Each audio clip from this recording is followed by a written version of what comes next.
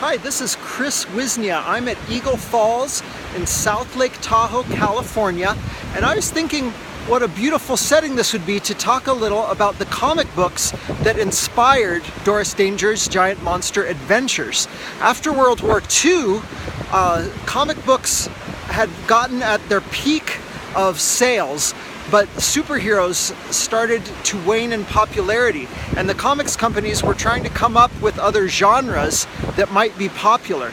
They tried Western, war, romance, horror, and a subgenre of the horror comics, the giant monster horror comic. So this is where Atlas Comics, the company that would later become Marvel, comes in. Stan Lee and Jack Kirby and Steve Ditko, they started doing these strange giant monster comics.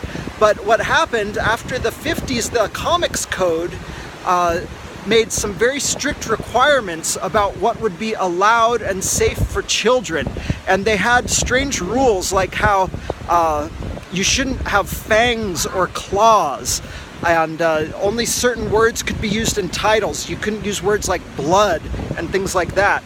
And so I suspect this is where the strange giant monsters came from that Jack Kirby created, because you notice none of them had sharp teeth. They all had flat teeth like people, and their fingernails were all flat and well manicured. Sometimes they were a little chipped, but they were never sharp.